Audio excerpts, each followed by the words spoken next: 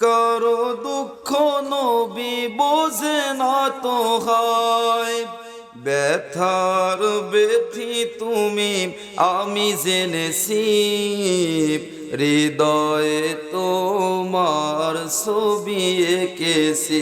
বলেন না আমি উম্মত দূরদেশী, হৃদয়ে তোমার ছবি এঁকেছি। আপনাকে যে জন্য ভালোবেসেছে, আল্লাহকে তাহার ভালোবাসা হয়েছে। জোরে পড়ি মারহাবা। পাক কোরআনে দেখো আমি পেয়েছি, হৃদয়ে তোমার ছবি এঁকেছি। নবী গো হৃদয়ে তোমার ছবি এঁকেছি, আমি উম্মত দূরদেশী, হৃদয়ে তোমার ছবি এঁকেছি। লা ইলাহা আল্লাহর ওলি শিবলি নুমানি রহমাতুল্লাহ আলাইহি প্রতি বছর হজ করতে যায়। হজ করতে গিয়ে প্রতি বছর হজ করতে যায়। হজ করতে গিয়ে একদিন লক্ষ্য করে দেখে মাকামে ইব্রাহিমের পাশে বসে একজন আল্লাহর বান্দা হাউ মাউ করে কান্দে। আর আল্লাহ কি বলে, আল্লাহ তুমি আমার জীবনের গুনাহ কি মাফ করবে না? আল্লাহ গো এমন একটা গুনাহ করেছি আমি জানি তুমি আমাকে ক্ষমা করবে না। আল্লাহর ওলি শিবলি নুমানি রহমাতুল্লাহ আলাইহি বলে, আল্লাহর বান্দা আমি প্রতি বছর হজ করতে আসি, আমি হজের কার্যক্রম শেষ করে আমি মাকামে ইব্রাহিমের কাছে আসি, কিন্তু মাকামে ইব্রাহিমের কাছে এসে আমি প্রতি বছর লক্ষ্য করে দেখি তুমি এই জায়গা বসে হাউ মাউ করে কান্দো। তোমার মনে কি ব্যথা বাজান রে? লক্ষ্য করে আল্লাহর ওলি দেখে আল্লাহর বান্দার একটা পা নাই, পা গোড়া থেকে কাটা। জোরে পড়ি মারহাবা। বলে হুজুর আপনার কাছে বলে লাভ নাই। বলে আমার কাছে বলে লাভ নাই কেন? বলে হুজুর আমি এমন একটা পাপ করেছি, আমার আল্লাহ আমার ওই পাপ কোনোদিন ক্ষমা করবে না।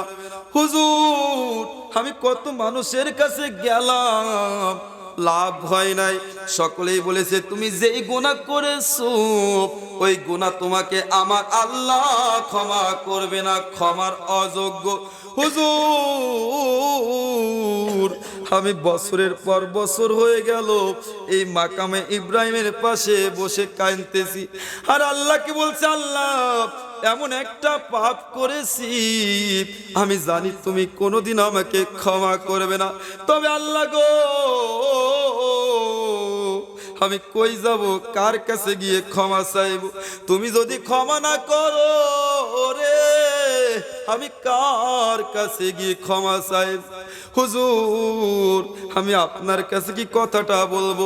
বলে আল্লাহর বান্দা একটাবার আমার কাছে বলেই দেখো না, কোনো রকম তো ফায়দা হতে পারে। বলে হুজুর আপনি যখন আমার কাছ থেকে শুনতেই চাচ্ছেন তাহলে আমি বলি আপনি শোনেন।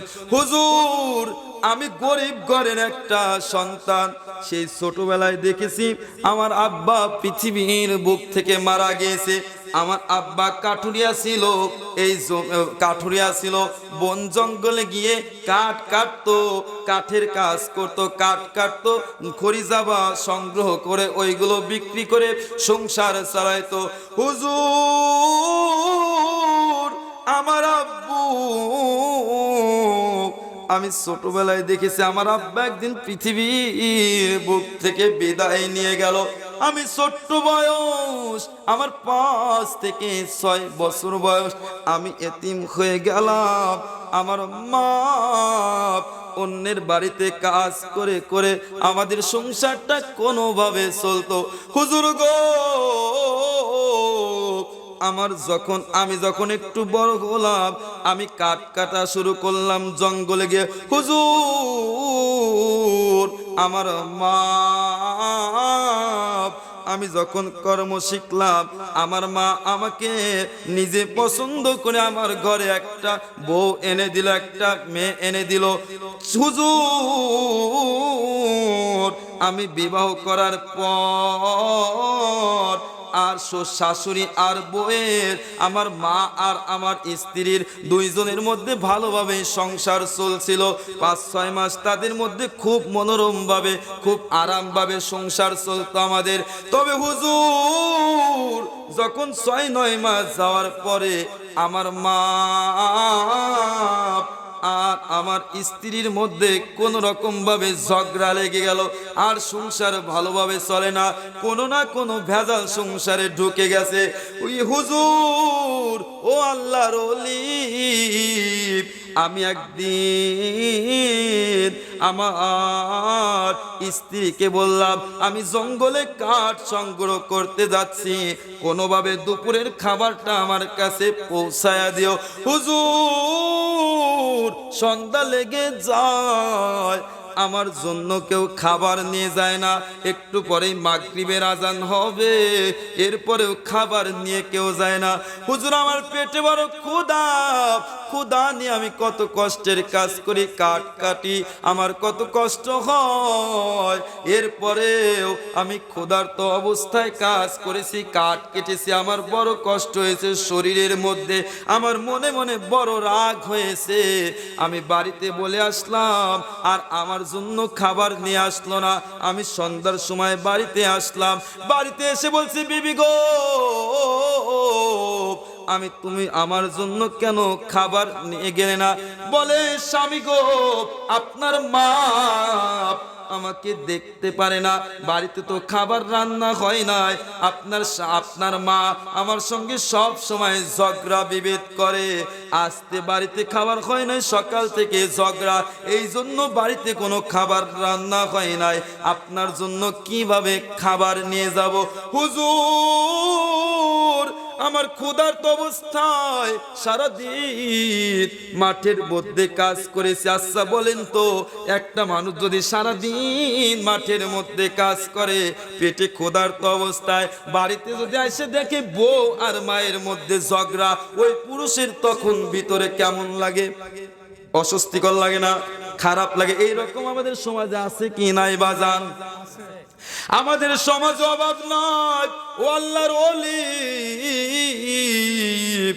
আমি রাগান্বিত হয়ে আমার মাকে আমি খুঁজতে লাগলাম। আমার মাকে খুঁজতে খুঁজতে আমি এ ঘরে ও ঘরে, এ জায়গায় ও জায়গায় দেখলাম, আমার মাকে দেখতে পাইলাম না। হুজুর আমি লক্ষ্য করে দেখি আমার মা,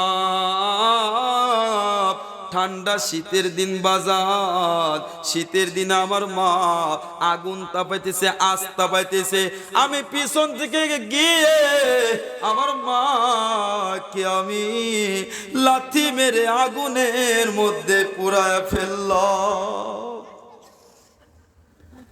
আল্লাহর ওলি, আমি কি করলাম, কি করলাম? আমার মাকে আমি লাথি দিয়ে আগুনের মধ্যে ফেলে দিলাম, আমার হুঁশ ফিরে এলো। আরে আমি কি করলাম? আমি আমার বউয়ের কথায় কি করলাম?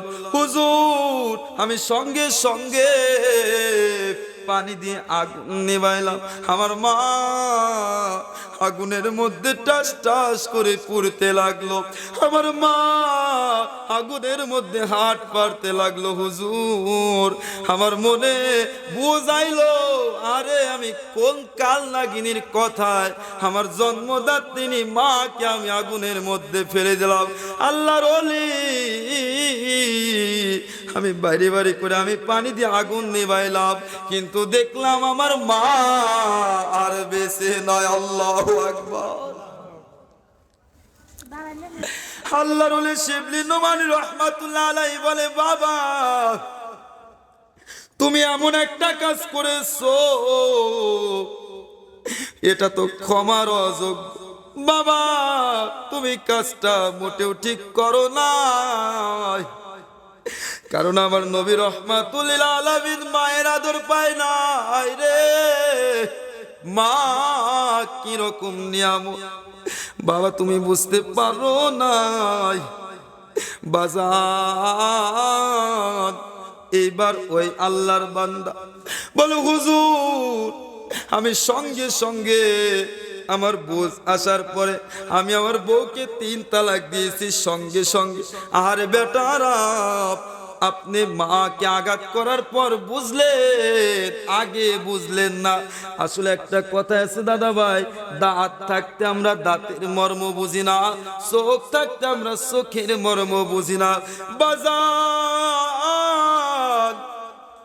লোকটা হাওমা করে কান্দে বলে হুজুর আমি সঙ্গে সঙ্গে আমার বউকে 3 তালাক দিয়ে দিয়েছি, আর আমার নিজের পা আমি নিজে মেশিনের মধ্যে দিয়ে কেটে ফেলেছি। আল্লাহর ওলি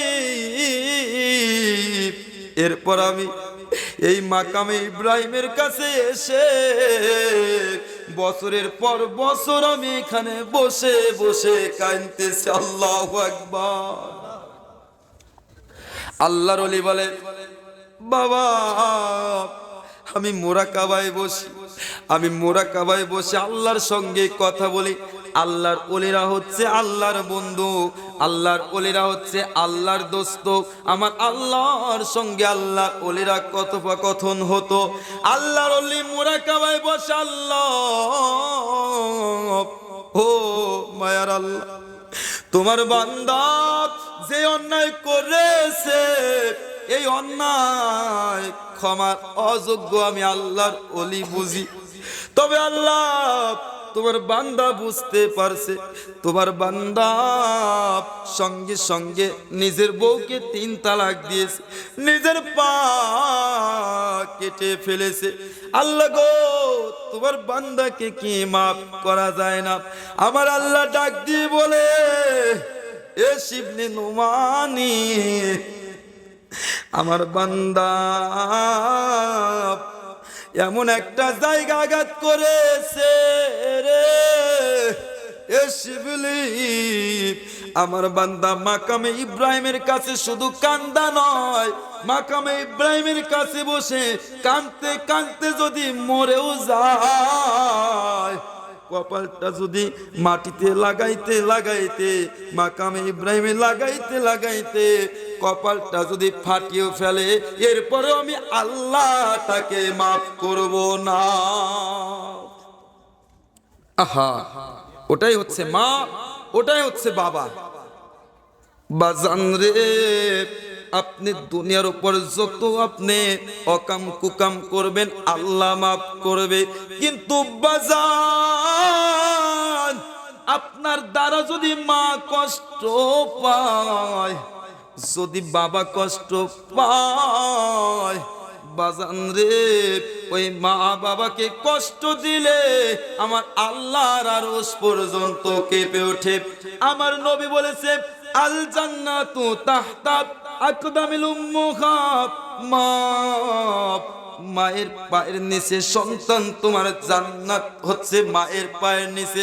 আজকে মার কথা লাগে না ভালো, মার কথা লাগে না ভালো, শাশুড়ির কথা মিষ্টি, বাবার কথা নিমতিতে, শ্বশুরের কথা চিনি, বাবার কথা নিমতিতে, শ্বশুরের কথা চিনি। কথা বলেন ঠিক কিনা? মানে জান্নাত রয়েছে কোথায়, আর যা খাইছো খামসি করে কোথায়? হ্যাঁ পিছনে দেখেন অনেক মানুষ হয়ে গেছে আলহামদুলিল্লাহ।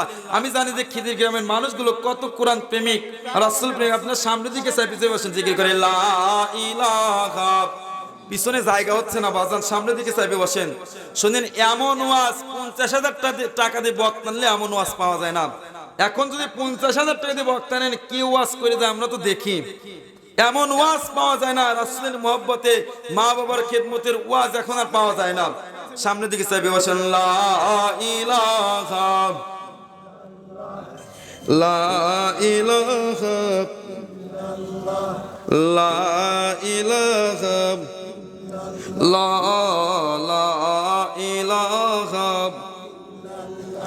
লা ইলাহা। ওয়াজ কি খুব খারাপ লাগতেছে? প্রধান একটা কিনে আসবো, চলবে কিছু সময়, চলবে ইনশাআল্লাহ। নারায়ে তাকবীর, নারায়ে তাকবীর, নারায়ে রিসালাত। ইয়া রাসূলুল্লাহ, আল্লাহ কবুল করুক, সকলে পড়ে আমিন। বাজান রে আমার, গভীর মনোযোগ, এদিক সেদিক তাকাবেন না। এখন যদি 50,000 টাকা দিয়ে যদি আমরা এখন বক্তা নি বাজান, এরা 20 মিনিট করবে, 20 মিনিট শেখ হাসিনার ওয়াজ, আর 20 মিনিট করবে খালেদা জিয়ার ওয়াজ, আর 20 মিনিট করবে এদিক সেদিকের ওয়াজ।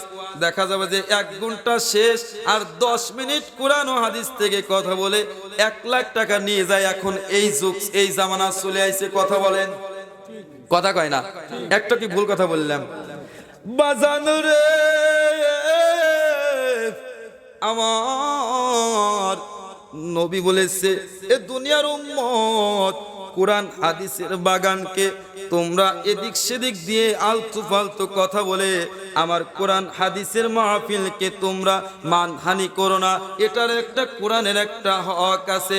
এ যুবক, আজকে মার কথা ভালো লাগে না, বাবার কথা ভালো লাগে না, আমার নবী রহমাতুল লিল আলামিন, আমার নবী রহমাতুল লিল আলামিন একেবারে ছোট্ট মানুষ, শিশু মানুষ।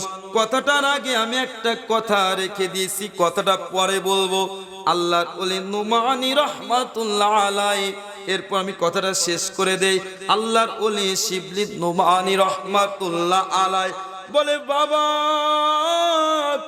তুমি যেই কাজ করেছো আমার আল্লাহ বলে, আল্লাহর ওলি আমার বান্দা মাকে পুড়িয়ে মারছে, এর চাইতে জঘন্যতম কাজ এই জমিনের উপর হতে পারে না। এ যুবক, আপনাকে যেই মা জন্ম দিয়েছে আপনি কি জানেননি?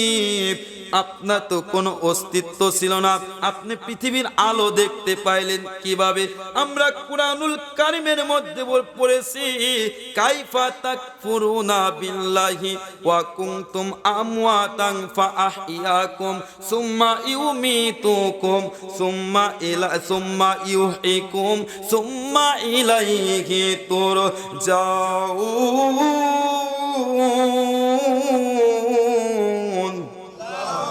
আল্লাহ বলেছে, দুনিয়ার মানুষ তোমরা তো এই পৃথিবীতে ছিলে না, তোমাদের কোনো অস্তিত্বই ছিল না।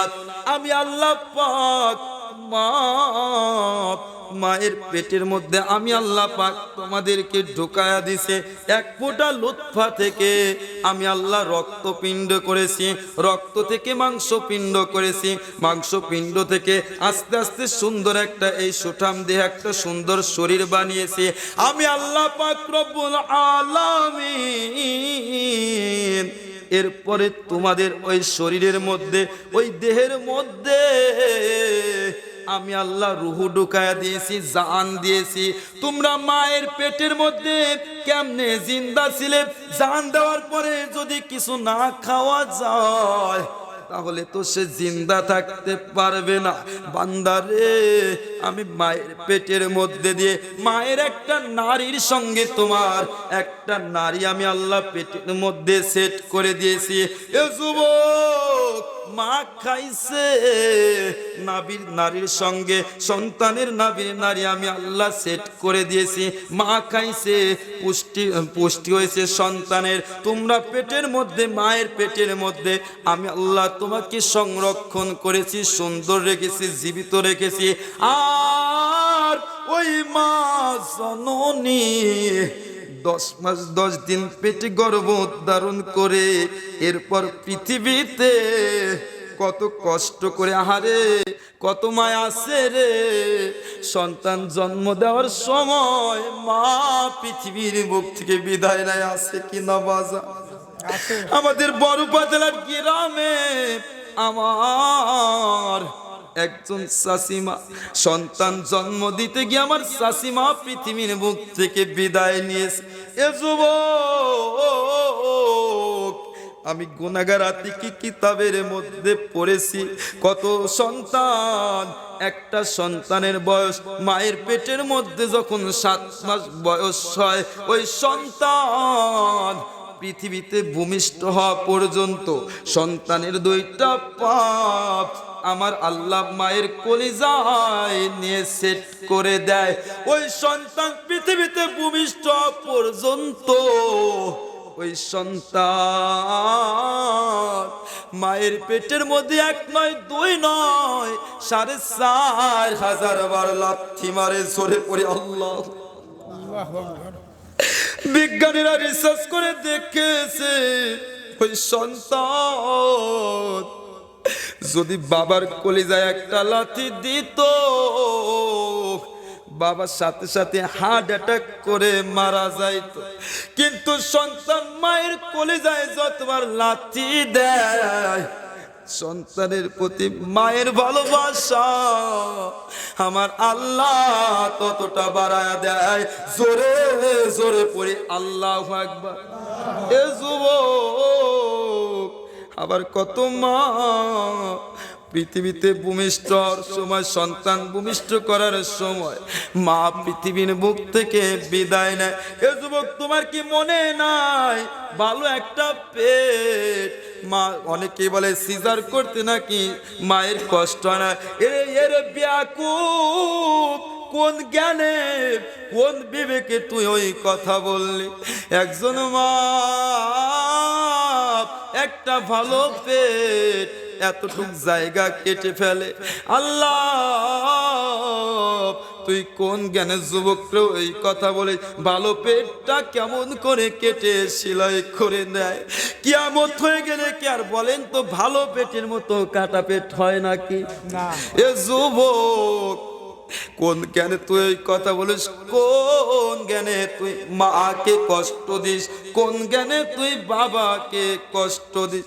যখন তুমি ছোট্ট ছিলে, দাঁত ছিল না মুখে, নিজে না খাইয়া মায়ে খাওয়াইছে তোমারে, বেটা খাওয়াইছে তোমারে, পুষ্টে পিষ্টে মায়ে তোমায় করলো তোমায় বড়। বড় হয়ে তুমি যদি ওই মায়েরে সারো, বেটা ওই বাবারে সারো, আল্লাহ তো সারবেন না তোমায় রোজ হাসরের দিন। শোধ করিয়া দিতে হবে মায়ের দুধের ঋণ রে যুবক, বাবার যত ঋণ। জোরে জোরে পড়ি আল্লাহু আকবার। এ যুবক, তুমি যখন জন্ম নেওয়ার পর, তুমি যখন হাউমাউ করে কেঁদেছি, তোমার কান্দা থামানোর জন্য জনম দুঃখিনী মা তার স্তন থেকে তোমার কান্না থামানোর জন্য এক ডোক দুধ তোমাকে খাওয়াইছিল। যুবক রে, কিয়ামত পর্যন্ত যদি গায়ের চামড়া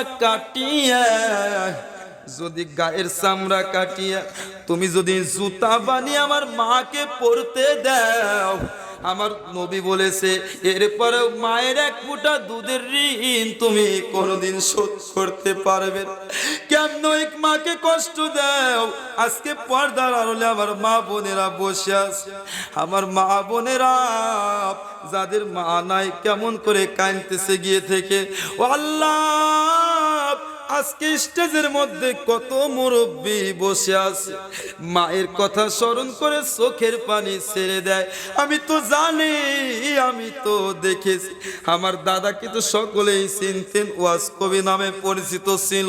আমার দাদা দেখলাম 95 বছর বয়সে ঘরের বারান্দায় বসে কাঁদতেছে। দাদা, তুমি কান্দো কেন? দাদির কথা কি মনে হয়েছে? বলে না, আমার মাকে আমি খেদমত করতে পারি নাই, আমার আব্বাকে আমি খেদমত করতে পারি নাই। বয়স কিন্তু 97 বছর হয়েছিল। সেই সময় মা বাবার কথা মনে করে কান্দে। আর যুবক রে, আজকে তুমি বিয়ে করলে, বিয়ে করার পর তোমার শ্বশুর আপন হয়ে গেল, তোমার শাশুড়ি আপন হয়ে গেল, আজকে তুমি সংসার আলাদা করে দিয়েছো। এ যুবক, খবরদার খবরদার, যদি জান্নাত পাইতে চাও এই আতিকের ওয়াজগুলো ফোনে রেকর্ড করে নাও, আতিকের ওয়াজগুলো মাথার মধ্যে রেকর্ড করে নাও। আজকে খিদির গ্রাম জমিন থেকে বলে যায়, যদি জান্নাত পাইতে চাও মা বাবাকে সর্বাবস্থায় খুশি রাখো, আল্লাহর জান্নাত তোমরা পেয়ে যাবে। জোরে পড়ি আল্লাহু আকবার। আল্লাহু আকবার। যুবক রে, আমার নবী হৃদয় হৃদয় বিদারক ঘটনা, এদিক সেদিক তাকানো যাবে না। আমার আল্লাহর ওলি নোমানি রহমাতুল্লাহ আলাইহি বলে, যুবক তুমি এমন একটা কাজ করেছো, তোমার গুনাহ আমার আল্লাহ মাফ করবে না, তবে আমি আল্লাহর কাছে বলবো আল্লাহ মাফ করো, কিন্তু আল্লাহ মাফ করবে না। আল্লাহ বলে, বান্দারে, বলে ও বাবাজি চলো না তাড়াতাড়ি তোমার মায়ের কবরের পাশে যায়। তোমার মায়ের কবরটা কোথায়? এমন একটা তুমি পাপ করেছো, আল্লাহ মাফ করবে না। আল্লাহর ওলি শিবলি নোমানি রহমাতুল্লাহ আলাই আল্লাহর বান্দাকে নিয়ে আল্লাহর বান্দার মায়ের কবরের পাশে চলে যায়। মায়ের কবরের পাশে গিয়ে বলে, কান্দো, তুমি যদি আল্লাহর কাছে মাপ পাইতে চাও মায়ের কবরের পাশে মায়ের পা জড়িয়ে কান্দ। আল্লাহর বান্দা একটা পা মেশিনের মধ্য দিয়ে কেটে ফেলেছে, বউকে 3 তালাক দিয়েছে, গুনাহ মাফ হচ্ছে না।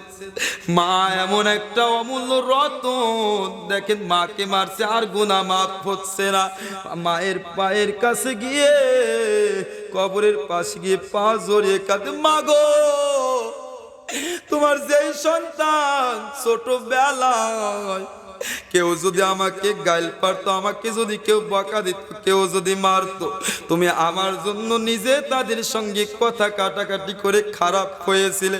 কেউ যদি আমার গায়ে আঘাত করতে, মা গো, আমি যদি না খেয়ে থাকতাম তুমি কান্না করতে। মা, আজকে দেখো তোমার বেটা নিজের পা নিজে কেটে ফেলেছে, তোমার যেই বউয়ের কথায় তোমাকে আমি মারছি, মাগো, আমি সঙ্গে সঙ্গে তোমার সেই বৌমাকে আমি তালাক দিয়েছি। মাগো, তোমার কি দয়া লাগে না? তোমার কি মায়া লাগে না? তোমার পা কাটা সন্তান তোমার পা জড়িয়ে কান, মা, একটা বার আমাকে মাফ করে দাও। যুবক, কিতাবের মধ্যে পড়েছি আল্লাহর বান্দা কবরের পাশ কানতে কানতে বেহুশ হয়ে পড়ে যায়। আমার আল্লাহ দোয়া কবুল করে নেয়, নিজের ভুলটা বুঝতে পারছে। সঙ্গে সঙ্গে স্বপ্নের মধ্যে মা এসে বলে, বেটা রে, আমি তোকে মাফ করে দিলাম। জোরে জোরে পড়ি আল্লাহু আকবার। সেখানে তো আল্লাহর ওলি ছিল, আল্লাহর ওলির মাধ্যমে মাফ পাওয়ার সুযোগ হয়েছে। আজকে আপনারা মা বাবাকে কষ্ট দেন, আপনারা কিভাবে মাফ পাইবেন? এই যে মায়ের গায়ে আঘাত করছেন, মাপ কবরে শুয়ে আছে, খবরদার সকালে উঠে মায়ের কবরে গিয়ে কান্না করবা, আব্বার কবরে গিয়ে কান্না করবা। আর যারা মা বাবাকে বউয়ের জন্য, সন্তানদের জন্য কষ্ট দিয়েছো, মাহফিল শেষে গিয়ে মা বাবার পা জড়িয়ে ধরে কানবা, না হলে বাঁচার কোনো উপায় নাই। কারণ আমার নবী রহমাতুল্লিল আলামিন একেবারে ছোট্ট মানুষ ছিল, বলবো নাকি? ভালো লাগতেছে না ওয়াজ? হৃদয় বিদারক ঘটনা। আর 20টা মিনিট অন্তত আমার মুখের দিকে ছায়া থাকেন।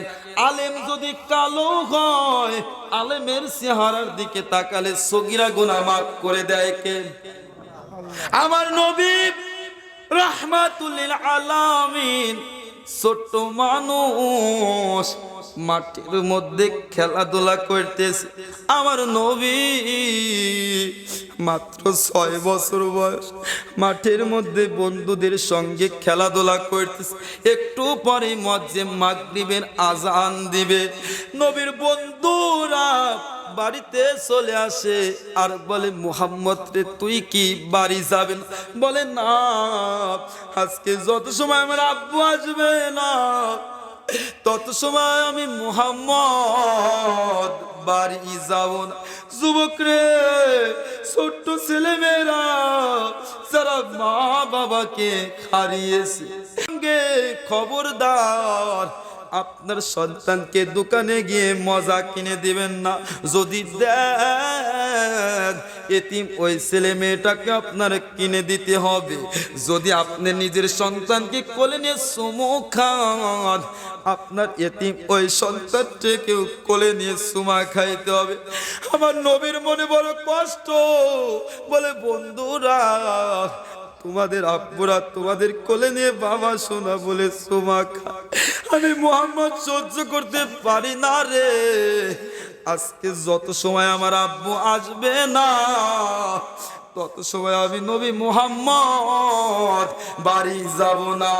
জোরে জোরে পড়ি একবার ইয়া রাসূলুল্লাহ। বাজান রে আমার, নবীর বন্ধুরা বাড়িতে চলে আসে। মা আমিনা বলে, নবীর বন্ধুরা আমার মুহাম্মদ কই, তোমরা বাড়িতে চলে আসলা? বলে মা, ও শাশুমা, মুহাম্মদকে কতবার ডাকলাম, মুহাম্মদ রে বাড়ি যাবি?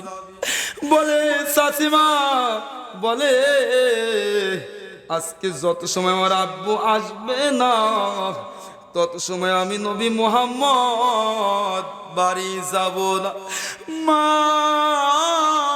আমেনা কানতে কানতে মাঠের মধ্যে চলে যায়, গিয়ে দেখে নবী মুহাম্মদ এতিম নবী আমার জমিনের উপর মাথা নিচু করে পা লাগিয়ে হামু দিয়ে বসে কাঁদতেছে। বেটা মুহাম্মদ, তুই কি বাড়ি যাবি না? একটু পরে মাগরিবের আজান হবে। বলে মা, আজকে যদি আমার আব্বাকে না দেখাও আমি মুহাম্মদ বাড়ি যাব না। আমার সামনে আমার বন্ধুদেরকে কোলে নিয়ে তাদের আব্বুরা বাবা সোনা বলে চুমা খায়। মা গো, আমার কি মনে হয় না আমার আব্বু আমাকে একটাবার কোলে নিক, একটাবার আমাকে বাবা সোনা বলে চুমা খায়। মা গো, আজকে যদি আমার আব্বু আমাকে না নিতে আসে আমি বাড়ি যাব না। মায়া আমেনা বলে, মুহাম্মদ রে বেটা রে, চল বাড়ি চল। সকালবেলা, এখন তো রাত, সকালবেলা মুয়াজ্জিন যখন আজান দিবে, ফজরের আজান হলে যখন একটু ফর্সা হবে, দিন হবে, আমি তোকে নিয়ে তোর আব্বুকে দেখাতে যাব। জোরে পড়ে আল্লাহু আকবার, আল্লাহু আকবার। এই বলে নবী মুহাম্মদকে কোলে করে নিয়ে মা আমিনা বাড়িতে চলে আসে। সারাটা রাত নবী মুহাম্মদ সারাটা রাত ঘুমায় না, 6টা বছর আব্বাকে দেখে না। বলে মা, আমার আব্বু মনে হয় দেখতে অনেক সুন্দর, আমার আব্বু মনে হয় আমাকে কোলে নিয়ে বাবা সোনা বলে চুমা খাবে। মা বেলা আসল দিয়ে এইভাবে চোখটা মোছে আর বলে, বেটা রে, তোর আব্বু অনেক সুন্দর, তোর আব্বু তোকে কোলে নিয়ে চুমা খাবে। মা আমেনা কি করবে? মায়া আমেনা সারাটা রাত কান্দে। নবী মুহাম্মদ পাগল করে ফেলেছে। 6টা বছর পর আব্বুকে দেখবে, আমার মা আমেনাকে ঘুমাতে দেয় না।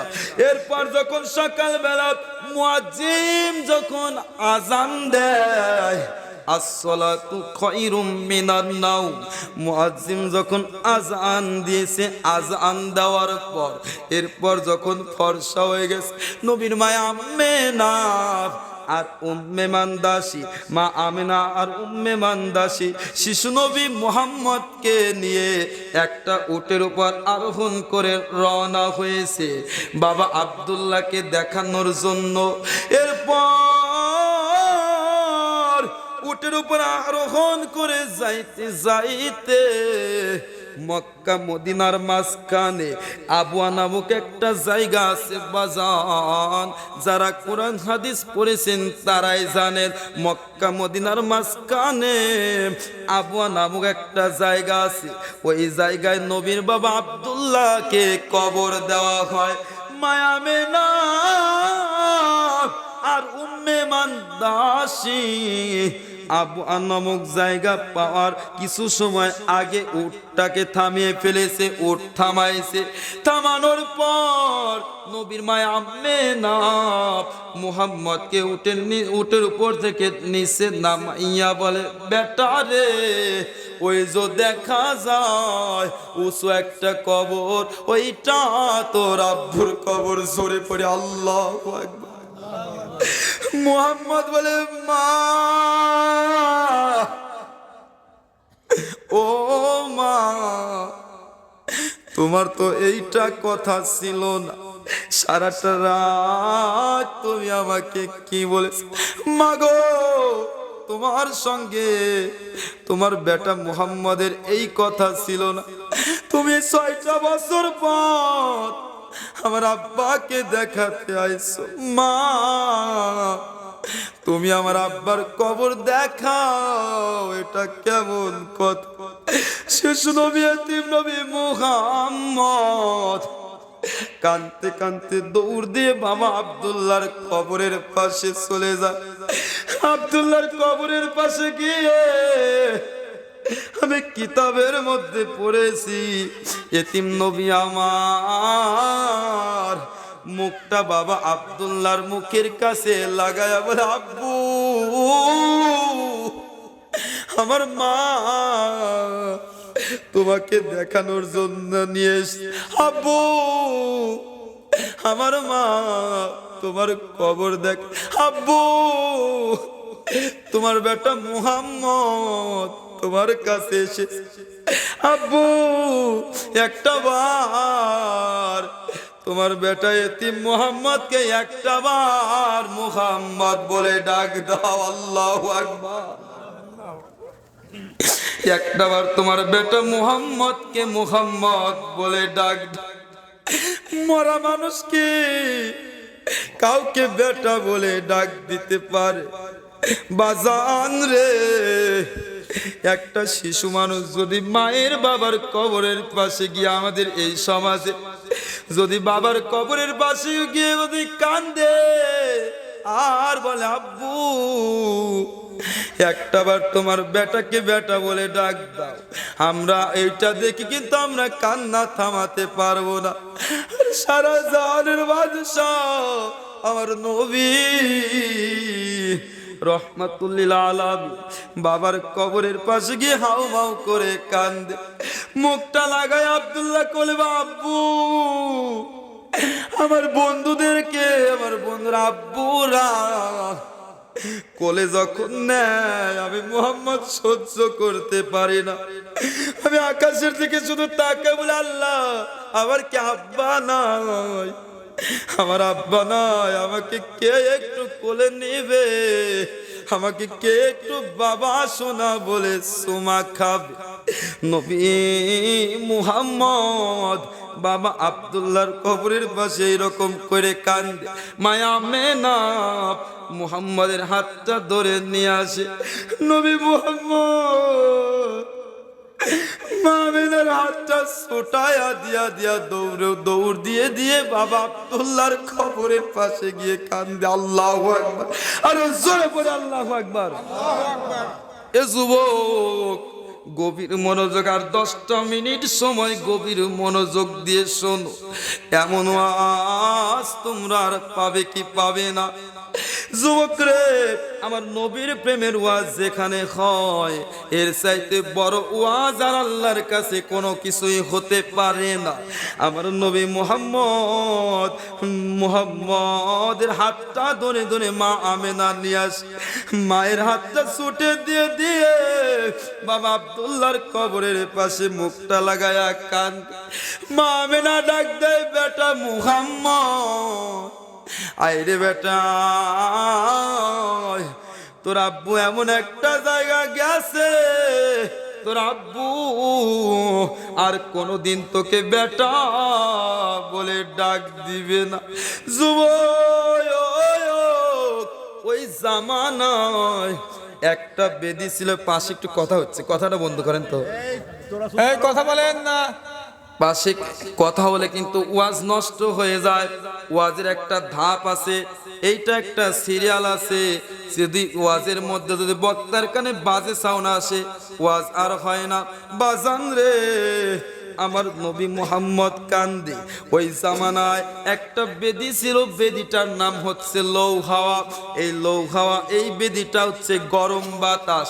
এই গরম বাতাস, এই লৌহাওয়া, গরম বাতাস যদি ওই জামানায় উঠে আসতো, আর ওই বাতাসটা, ওই বায়ু বাতাসটা, জীবাণু বাতাসটা যদি কোনো মানুষ আর কোনো পশু প্রাণীর যদি নিঃশ্বাসের সঙ্গে পেটের মধ্যে প্রবেশ করত, সঙ্গে সঙ্গে ওইখানে ওই মানুষটা শেষ নিঃশ্বাস ত্যাগ করত। এমন সময় ওই লৌখাওয়া গরম বাতাস উঠে এসেছে। নবীর মায় আমেনা নিজেকে রক্ষা করার জন্য উটের নিচে আরোহণ করলো, কিন্তু ব্যর্থ হয়ে গেল। নবীর মায় আমেনা ব্যর্থ হয়ে যায়, জমিনের উপর লুটে পড়ে যায়। কিছুক্ষণ পরে শেষ নিঃশ্বাস ত্যাগ করবে। নবীর মায় আমেনা ডাক দেয়, বেটা মুহাম্মদ, হায়রে বেটা আয়, আমার বুকে আয়। নবী মুহাম্মদ বাবাকে দেখতে এসে মা কেউ হারিয়ে ফেল। এতিম নবী আমার জন্মের আগে আব্বাকে দেখে না, জন্মের পরে আব্বাকে দেখে না, জন্মের পর মাত্র 6 বছর বয়স। বলেন তো বাজান, যেই যুবকটা, যেই সন্তানটা জন্মের পর আব্বাকে দেখে রায়, ওই সন্তানটা যদি শিশু বয়সে মাকে হারিয়ে ফেলে, ওই সন্তানের মতো কি অসহায় এতিম এই দুনিয়ার কেউ হতে পারে নাকি বাজান? এ যুবক, আমার নবীর মায়া আমেনা জমিনের উপর শেষ নিঃশ্বাস ত্যাগ করবে। মায়া আমেনা ডাক দিয়ে বলে, মুহাম্মদ, আইরে বেটা আমার বুকের মধ্যে আয়। নবী মুহাম্মদ আব্বুর কবর থেকে দৌড়ে চলে আসে। উম্মে মাদাসি রে, আমার মা কেন এমন করে? উম্মে মাদাসি রে, আমার মা কেন এমন করে? আমার মার যদি কিছু হয়, আমি মুহাম্মদ কিন্তু বাঁচতে পারবো না। মায়া আমেনা নবী, শিশু নবী মুহাম্মদকে কোলের মধ্যে জড়াইয়া দিয়া একবার আকাশের দিকে তাকায়, একবার এতিম নবী মুহাম্মদের চেহারার দিকে তাকায়, একবার আকাশের দিকে তাকায়, একবার নবী মুহাম্মদের চেহারার দিকে তাকায়। মাগো, তুমি একবার কেন আকাশের দিকে তাকাও? একবার কেন তোমার বেটা মুহাম্মদের চেহারার দিকে তাকাও? বলে, মুহাম্মদ রে,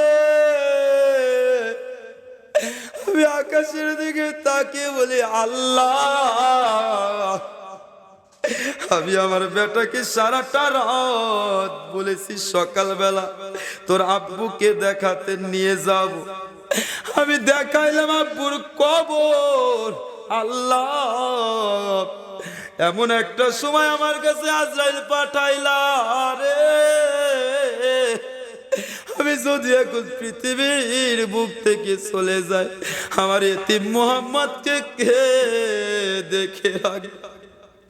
হুজুর আমি আতিকি সভাপতি সাহেব, আমি গুনাহগার আতিকি, ছোটবেলা থেকে মাদ্রাসায় লেখাপড়া করি। বাজান রে, আমি যত কিতাবের বই পড়েছি কোনোদিন আমার চোখের পানি বের হয় নাই, কিন্তু আমার এতিম নবী, আমার মায়ার নবী রাহমাতুল আলামিনের কষ্টের যদি কোনো কাহিনী আমি কিতাবের মধ্যে পড়েছি, খোদার কসম আমি গুনাহগার আতিকি, আমার চোখের পানি আমি ধরে রাখতে পারি না।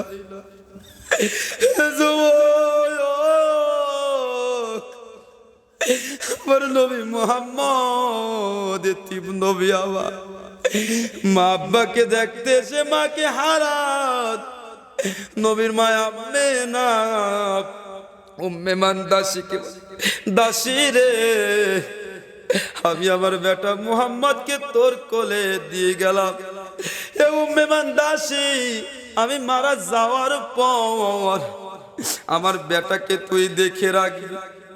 উম্মে মান দাসী রে, আমার বেটা যেন কষ্ট না পায়।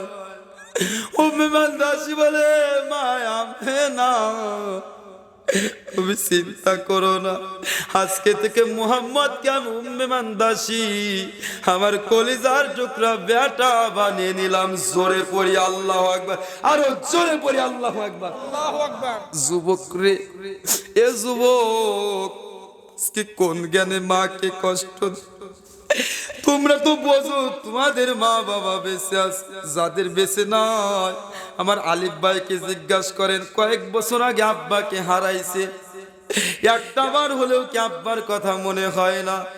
ঈদের দিন সন্তান যখন ঈদের নামাজ পড়ানোর ঈদের নামাজে যায়, একটা বার কি মনে হয় না আমার আব্বাকে বলে ঈদের মাঠে যায়, আমার আব্বার হাতে আমি 50টা টাকা দিয়ে যাই? মনে কিন্তু হয়। যাদের মা বাবা বেঁচে আছে বুঝবেন না, মা বাবা যারা হারাইছে তারাই বোঝে। এ যুবক, আমি যেরকম এইখানে বসে ওয়াজ করতেছি আপনারা শুনতেছেন, আমার নবী রাহমাতুল আলামিন এইখানে বসে ওয়াজ করতেছে, সামনে সাহাবীরা বসে আছে। আমার নবী বলে, সাহাবীরা তোমরা কি সহজে 2টা কবুল হজের সওয়াব নিতে চাও? বলে হুজুর কে বানা চায় সহজে 2টা কবুল হজের সওয়াব নিতে? বলে সাহাবীরা রে, আমার ওয়াজ শেষ হওয়ার পর বাড়িতে গিয়ে তোমার আব্বুকে বলবা আসসালামু আলাইকুম আব্বা, মাকে বলবা আসসালামু আলাইকুম মা, সঙ্গে সঙ্গে 2টা কবুল হজের সওয়াব আল্লাহ তোমার আমল নামায় দিয়ে দিবে। জোরে জোরে পড়ি আল্লাহু আকবার। এক সাহাবী মধ্য থেকে হাউমাউ করে কান্দে। আমার নবী বলে, সাহাবী রে তুমি কান্দো কেন এমন ভাবে? বলো হুজুর আমি 7 দিন আগে আমার আব্বাকে কবর দিয়ে এসেছি। নবী গো মাত্র 3 দিন হয়ে গেল, 3 দিন আগে আমি আমার মাকে আমি বেটা হয়ে জানাজার নামাজ পড়াইয়া কবরে রেখে এসেছি। হুজুর আমার আব্বা নাই, মা নাই। আবার নবী ডাক দিয়ে বলে, সাহাবীরা রে তোমরাও কি আমি নবীর মতো এতিম? তোমরাও কি আমি নবীর মতো এতিম? আল্লাহ বলে, জিবরাইল আমার বন্ধুর চোখের পানি আমি আল্লাহ সহ্য করতে পারি না। জিবরাইল যা যা আমার বন্ধুর কাছে নিয়ামত নিয়ে যা, আমি আল্লাহর পক্ষ থেকে যাদের মা নাই বাবা নয় তাদের জন্য নিয়ামত নিয়ে যা। সবাই বলেন না রব্বির হামহুমা কামা রব্বায়ানি সগীরা।